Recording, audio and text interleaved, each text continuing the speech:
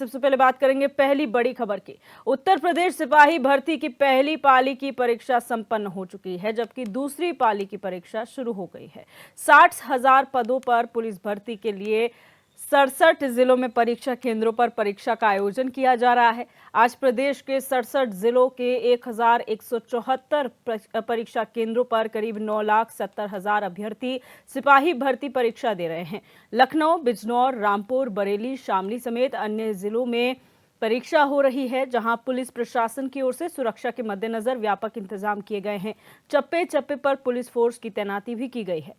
तो ये 6 तस्वीरें आपके टीवी स्क्रीन पर हैं। बागपत, फर्रुखाबाद, बिजनौर, बलिया, महाराजगंज और मेरठ, जहां पर 2 पालियों में भर्ती परीक्षा चल रही है। पहली पाली की परीक्षा संपन्न हो चुकी है, दूसरी पाली की परीक्षा शुरू हो चुकी है और कड़ी सुरक्षा व्यवस्था के बीच ये परीक्षा कराई जा रही है और किसी प्रकार की धांधली ना हो, कोई अनियमितता ना हो इस परीक्षा में। इसको लेकर पुलिस प्रशासन सतर्क नजर आ रहा है। सीसीटीवी कैमरे की मदद से निगरानी की जा रही है और बायोमेट्रिक वेरिफिकेशन के बाद ही अभ्यर्थियों को एंट्री दी जा रही है परीक्षा केंद्रों पर।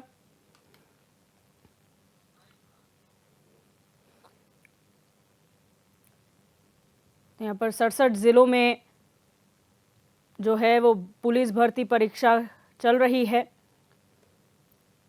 और सुरक्षा के व्यापक इंतजाम परीक्षा केंद्रों पर देखने को मिल रहे हैं। लखनऊ, बिजनौर, रामपुर, बरेली, शामली समेत अन्य जिलों में परीक्षाएं चल रही हैं और आपको बता दें कि 9,70,000 अभ्यर्थी सिपाही भर्ती परीक्षा दे रहे हैं। 2 पालियों में परीक्षा चल रही है। आज से परीक्षा शुरू हुई है और आगामी जो परीक्षाएं हैं उनकी तारीख है 24, 25, 30 और 31। ये 4 तारीखें हैं जब पुलिस भर्ती परीक्षा होने वाली है। आज 2 पालियों में परीक्षा हो रही है, जहां पर पहली पाली की परीक्षा संपन्न हो चुकी है, दूसरी पाली की परीक्षा शुरू हुई है। 3 से लेकर 5 बजे तक ये परीक्षा चलेगी और 60,000 पदों पर पुलिस भर्ती के लिए 67 जिलों में परीक्षा केंद्र बनाए गए हैं, जहां पर परीक्षा का आयोजन किया जा रहा है और 1,174 परीक्षा केंद्र हैं 67 जिलों में, जिसमें 9,70,000 अभ्यर्थी सिपाही भर्ती परीक्षा दे रहे हैं और पुलिस प्रशासन ने सुरक्षा के मद्देनजर कड़े व्यवस्था की गई है, जहां पर हर केंद्र पर सीसीटीवी कैमरे लगाए गए हैं। ड्रोन से भी मॉनिटरिंग क्षेत्र की जा रही है। इसके अलावा चप्पे चप्पे पर पुलिस बल की तैनाती भी की गई है।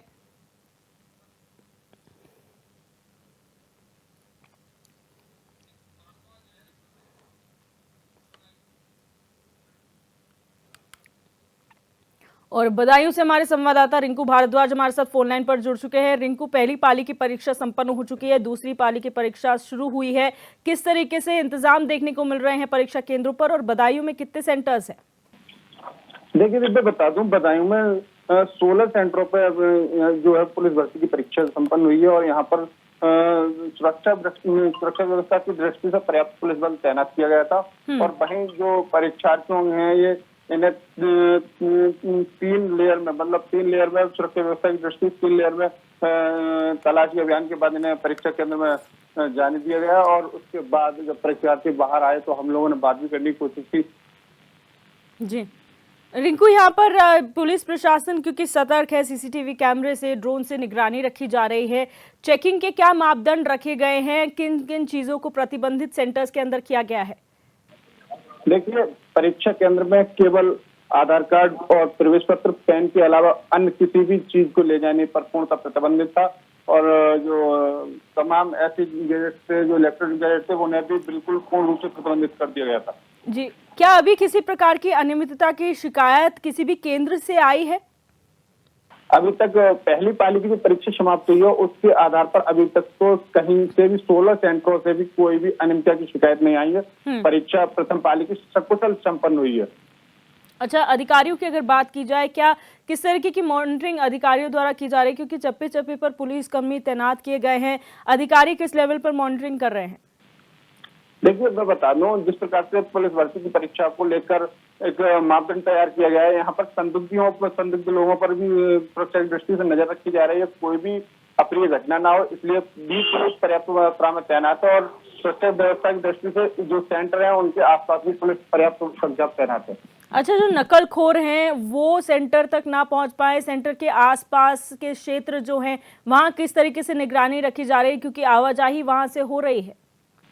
देखिए, मैं बता दूं, जिस प्रकार से आवाजाही हो रही है वहां तो आवाजाही को रूट डाइवर्ट भी किया गया है, और वहीं जो स्कूल क्षेत्र है जहाँ सेंटर वो लगाए गए हैं परीक्षा केंद्रों के, वहां के आसपास जो इलेक्ट्रॉनिक दुकानें हैं जैसे फोटो स्टेट और कन्फेक्शनरी की दुकानें, उन्हें पूर्णतः बंद करा दिया गया है। जी, बहुत शुक्रिया रिंकू हमारे साथ जुड़ने के लिए और तमाम जानकारी साझा करने के लिए। तो ये थे रिंकू भारद्वाज बदायूं से हमारे संवाददाता, जिन्होंने बताया कि 16 केंद्र बदायूं में बनाए गए हैं परीक्षाओं के लिए, और एक पाली की परीक्षा जो है, पहली पाली की परीक्षा संपन्न हो चुकी है, दूसरी पाली की परीक्षा जारी है और कड़ी व्यवस्था के बीच में यहाँ पर परीक्षा कराई जा रही है। सघन चेकिंग अभियान के बाद ही यहाँ पर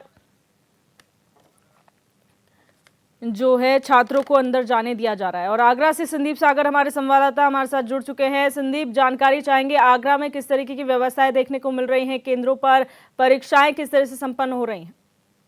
देखिए, बिल्कुल मैं आपको बता दूं कि आगरा में आज पुलिस भर्ती सिपाही परीक्षा जो चल रही है, लेकिन सबसे बड़ी बात मैं आपको ताजा जानकारी ये दे दूं कि आगरा में एक मुन्ना भाई को पुलिस ने गिरफ्तार किया है जो फर्जी आधार कार्ड पर ये परीक्षा दे रहा था। सबसे बड़ी बात यह है कि पहले ये जो है जो मुन्ना भाई पकड़ा गया है, पहले भी एक विवेक नाम के व्यक्ति के लिए परीक्षा दे चुका था और आज फिर एक बार फिर इसने सेंध लगाई है और जिसके बाद इसे गिरफ्तार किया गया है। ये पूरा मामला जो है सागर थाना क्षेत्र के साकेत इंटर कॉलेज का पूरा मामला, हालांकि पुलिस ने इसे गिरफ्तार कर लिया है और इससे कड़ी पूछताछ की जा रही है। जी अच्छा, यहाँ पर संदीप आपने कहा एक मुन्ना भाई गिरफ्तार हुआ है, फर्जी प्रमाण पत्र यहाँ पर है, क्योंकि हमने देखा था आधार वेरिफिकेशन पुलिस द्वारा किया जा रहा था जिसमें कुछ संदिग्ध भी पाए गए थे, तो क्या उस समय ये देखा नहीं गया था कि ये संदिग्ध व्यक्ति है?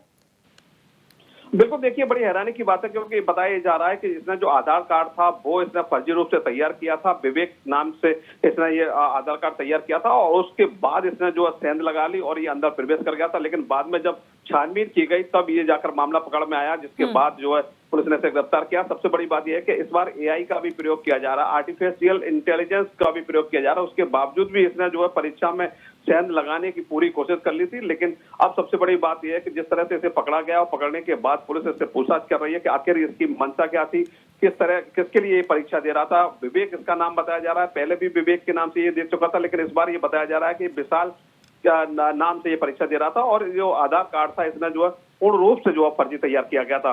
इसके बाद भी आखिर पुलिस कैसे गच्चा खा गई, जो जांच करने वाले कर्मी थे वो कैसे गच्चा खा गए, ये एक बड़ा सवालिया निशान पैदा होता है। जी, बहुत शुक्रिया संदीप हमारे साथ जुड़ने के लिए और जानकारी साझा करने के लिए। मनीष पराशर हमारे साथ मेरठ से हमारे संवाददाता लाइव जुड़ चुके हैं। मनीष, मेरठ में किस तरीके की तस्वीरें सामने आ रही हैं, कितने केंद्र यहाँ पर बनाए गए हैं जहाँ पर परीक्षा चल रही है? देखिए, मैं आपको बिल्कुल बता दूं, मेरठ में यहाँ पर 36 केंद्र बनाए गए हैं। इन 36 केंद्रों पर यहाँ पुलिस भर्ती परीक्षा शुरू हो चुकी है। यहाँ पर 2 पाली में परीक्षा की जा रही है, सुबह यहाँ पर 10 से 12 और अब 3 से 5 बजे तक यहाँ पर 2 पालियों में परीक्षा की गई है।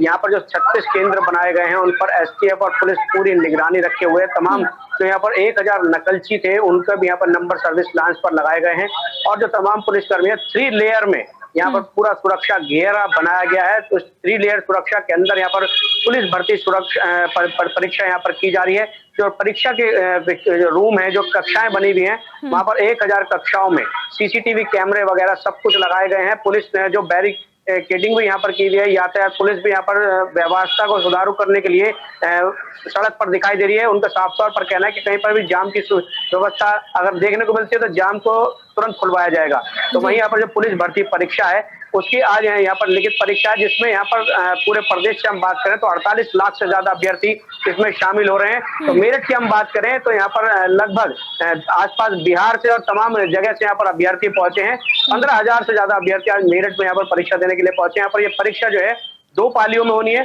1000 सीसीटीवी की निगरानी में यहाँ पर परीक्षा हो रही है और बायोमेट्रिक से यहाँ पर आज चेकिंग करके उनको एंट्री कराई गई। उसके बाद ही यहाँ पर परीक्षा शुरू की गई। यहाँ पर 2 पाली की जो परीक्षा है सुबह 10 से 12 हुई और 3 से 5 अब दूसरे पाली की परीक्षा यहाँ पर शुरू हो चुकी है। तो खुद जिलाधिकारी और एसएसपी इसकी कमान संभाले हुए हैं और उन्होंने इस पूरे मामले में जो है साफ तौर पर कह दिया है कि जिस तरह से यहाँ पर कोई भी सुरक्षा में व्यवस्था में चूक ना हो उसकी पहले यहाँ पे इंतजाम किए गए हैं। जी दिव्या। जी मनीष, यहाँ पर ये भी जानना चाहेंगे, 36 केंद्र बनाए गए हैं परीक्षाओं के लिए। आसपास के जो क्षेत्र हैं, जो केंद्रों के आसपास क्षेत्र हैं, उनमें किस तरीके से व्यवस्थाएं पुलिस द्वारा की गई है जिसकी वजह से कोई नकलची जो है केंद्र तक ना पहुंचे?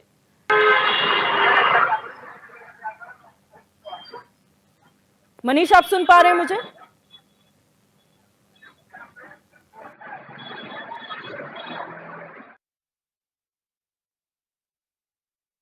की बात है जहां पर 36 केंद्र बनाए गए हैं, परीक्षा केंद्र, और 15,000 छात्र आज पुलिस भर्ती परीक्षा दे रहे हैं। 2 पालियों में परीक्षा हो रही है। पहली पाली की परीक्षा संपन्न हो चुकी है, दूसरी पाली की परीक्षा चल रही है। 1000 सीसीटीवी कैमरे की निगरानी में ये परीक्षा कराई जा रही है। फुल प्रूफ यहाँ पर सुरक्षा व्यवस्था की गई है जिसमें कोई चूक नहीं होने देना चाहता है पुलिस प्रशासन, क्योंकि पिछली बार देखा गया था नकलचियों ने सेंधमारी की थी, जिसकी वजह से जो भविष्य था वो कहीं ना कहीं अधर में लटका हुआ था इन अभ्यर्थियों का।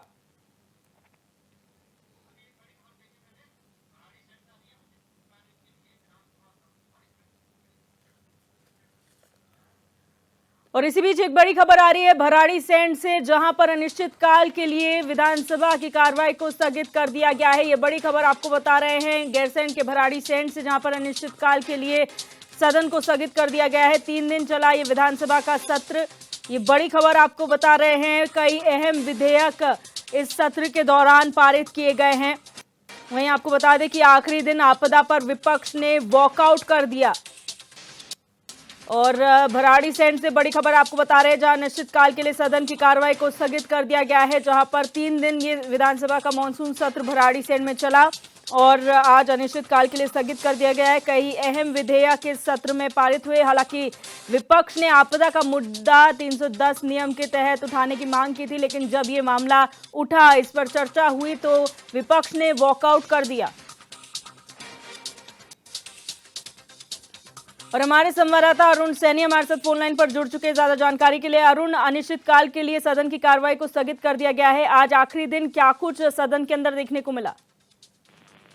जी दिव्या, बिल्कुल देखिए, आज सदन की कार्यवाही जो शुरू हुई वो थोड़ा जरूर जो है शुरुआत में सुचारू रूप से चली, लेकिन उसके बाद जिस तरीके से आज विपक्ष ये चाहता था कि आपदा का जो मुद्दा है वो नियम 310 के तहत जो है उस पर चर्चा की जाए, लेकिन जो है 310 के तहत उस पर चर्चा नहीं हो सकी। विधानसभा अध्यक्ष ऋतुभूषण खंडूड़ी ने उस पर सहमति नहीं दी, लेकिन उसके बाद नियम 58 में जो है उसे आधे घंटे के लिए उस पर चर्चा के लिए विधानसभा अध्यक्ष ने अनुमति दी, जिसमें विपक्ष के करीब 8 विधायकों को जो है उसमें बोलना था, नेता प्रतिपक्ष के समेत। तो ऐसे में लेकिन नेता प्रतिपक्ष यशपाल आर्य, उप नेता प्रतिपक्ष भुवन कापड़ी और मंगलौर से विधायक काजी निजामुद्दीन उस पर जो है बोल पाए, और ऐसे में जिसको लेकर बाद में विपक्षी दल के विधायक हरीश धामी ने जो है अपना वहां पर विरोध प्रकट किया और सदन से जो है पूरा विपक्ष वॉकआउट कर दिया। इसके बाद जो है अनुपूरक बजट भी पारित हुआ और उसके कई जो विधेयक कल पटल पर रखे गए थे वो भी जो है पारित हुए।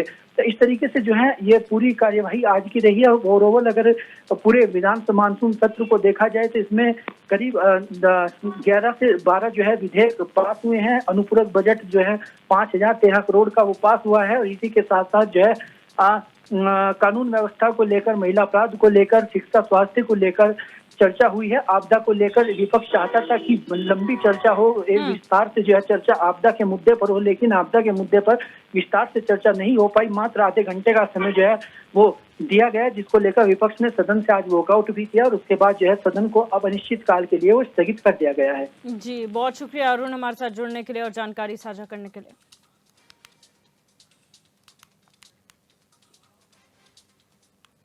अब रुक करेंगे दूसरी बड़ी खबर का। आज भराड़ीसैंण में बीजेपी विधानमंडल दल की बैठक हुई, जिसमें कई मुद्दों पर विचार विमर्श किया गया। बीजेपी प्रदेश अध्यक्ष महेंद्र भट्ट ने कहा कि बीजेपी के संगठन पर्व में पार्टी सदस्यता अभियान चलाने जा रही है, जिसके लिए विधानमंडल दल की बैठक बुलाई गई। बैठक में विधायकों के कार्यक्रमों को तय किया गया है। उन्होंने बताया कि आगामी 31 तारीख से विधायक बूथ स्तर पर जाएंगे और बैठक करेंगे। साथ ही आगामी चुनाव को लेकर भी बैठक में विचार विमर्श किया जाएगा। और महेंद्र भट्ट ने आगे कहा कि 2 चरणों में जो 20 लाख सदस्य भारतीय जनता पार्टी से जुड़े हैं, वो संख्या इस बार और ज्यादा होने जा रही है। सब प्रकार की चर्चा हुई है। हम बहुत जल्दी परीक्षक भेजने वाले हैं। परीक्षक कार्यक्रम रायशुमारी के बाद पैनल आएगा, उसका हम एक पब्लिक सर्वे हम करने वाले हैं और जैसे चुनाव घोषित होगा हम अपने प्रत्याशी की घोषणा शुरुआत सबसे पहले पर्व संगठन पर्व में सदस्यता का अभियान हम पूरे प्रदेश के अंदर चला रहे हैं और सदस्यता अच्छी हो, सदस्यता में हर वर्ग के लोग हमसे जुड़ें, इसके लिए जनप्रतिनिधि का सहयोग आवश्यक होता है। आज हमने माननीय विधायकों के साथ बैठक की है, उनके मंडलों के स्तर की बैठकों के कार्यक्रम तय किए हैं, बूथ स्तर पर वो जाएंगे और 31 तारीख को बूथ की बैठक में उनकी सहभागिता बने तो उसकी सारी चर्चा हमने किया। आगामी दिनों का कार्यक्रम नगर पालिका के चुनाव है, उसमें विधायकों की भूमिका पर हमने चर्चा की है। तो मैं कह सकता हूँ हमारा सदस्यता की जो हमने 20 लाख सदस्य 2 चरणों में पिछली बार बनाए थे, इस बार उससे ज़्यादा संख्या में हम सदस्य उत्तराखंड राज्य।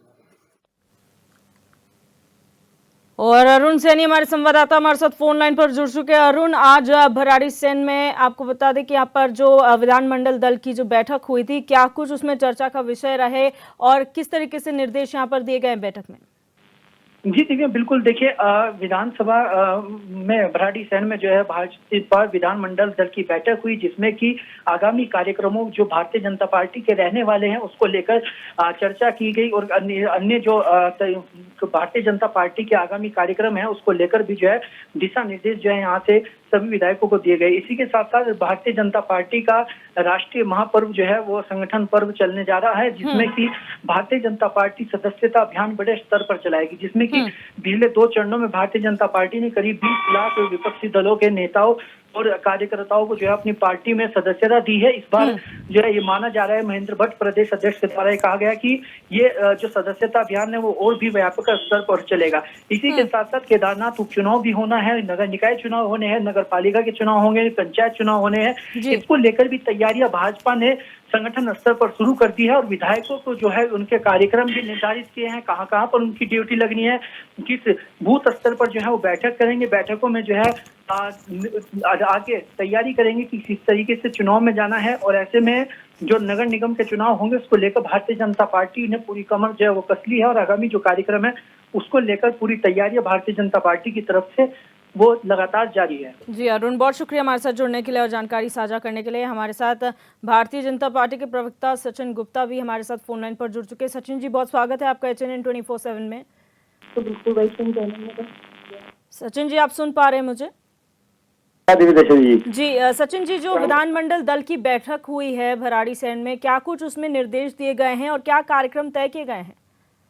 देखिए, निश्चित रूप से भारतीय जनता पार्टी इस समय विश्व का सबसे बड़ा संगठन है। 18 करोड़ सदस्य भारतीय जनता पार्टी के हैं और आगामी जो समय है वो भारतीय जनता पार्टी का महासंपर्क अभियान के रूप में जो है कार्यक्रम यहाँ पर होना है और इसको लेके माननीय महामंत्री संगठन और माननीय प्रदेश अध्यक्ष महेंद्र भट्ट जी ने विधानमंडल की बैठक की है, जिसमें माननीय मुख्यमंत्री जी उपस्थित रहे हैं। उसमें आगामी जो हमारा 1 सितंबर से एक बहुत बड़ा अभियान सदस्यता अभियान को लेकर शुरू होने वाला है, तो उसके निमित्त जो सभी माननीय विधानसभा के जो हमारे विधायकगण हैं भारतीय जनता पार्टी के, उन सभी को जो इस चीज को लेकर जो है सूचित किया गया है कि आगे जो भारतीय जनता पार्टी का सदस्यता अभियान चल रहा है उसको लेकर जो है व्यापक रूप में जो है अभियान उसको चलाएं और उसमें अधिक से अधिक जो है भारतीय जनता पार्टी के सदस्य बनाए जाए। उसके निमित्त जो है विधानमंडल की बैठक में जो है संगठन के द्वारा जो है ये निर्देश किए गए हैं।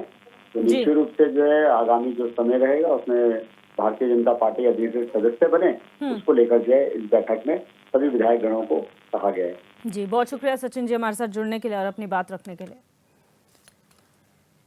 बढ़ते हैं आगे, रुक करेंगे तीसरी बड़ी खबर का। चमोली के खनसर में श्री कृष्ण जन्माष्टमी महाकौथिग मेले का आयोजन किया गया। महाकौथिग में पहुंचे मुख्यमंत्री पुष्कर सिंह धामी ने मेले का दीप प्रज्वलित कर शुभारंभ किया। इस मौके पर पार्टी के कार्यकर्ताओं ने सीएम धामी का जोरदार स्वागत किया। वहीं महाकौथिग में भारी संख्या में स्कूली बच्चों और महिलाओं ने हिस्सा लिया।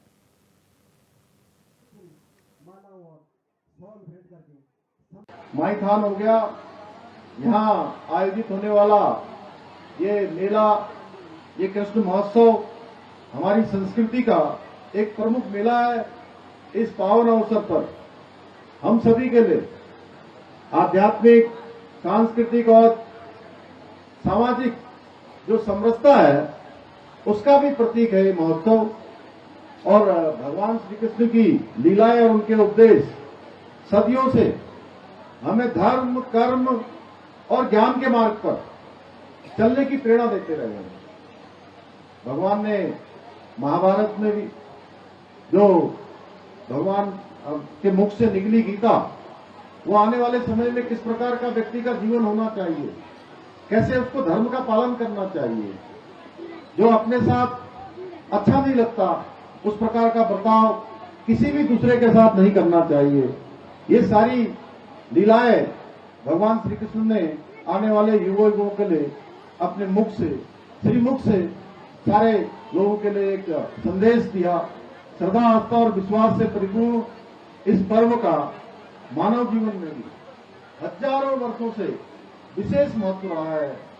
भगवान श्री कृष्ण का धरा पर अवतरण धर्म, सत्य व न्याय की स्थापना के लिए, अधर्म, अत्याचार, अन्याय व उसको समाप्त करने के उद्देश्य से उन्होंने जन्म लिया था। तभी उन्होंने कहा था कि यदा यदा ही धर्मस्य ग्लानिर्भवति भारत।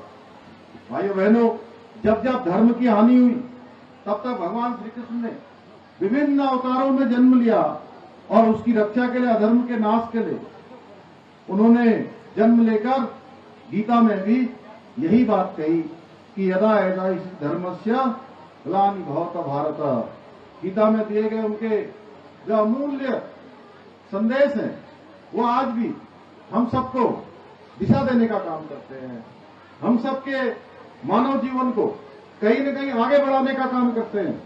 भाइयों बहनों, माईस्थान मेला न केवल हमारे धार्मिक महत्व और आस्था का प्रतीक है, बल्कि यह हमारी जो समृद्ध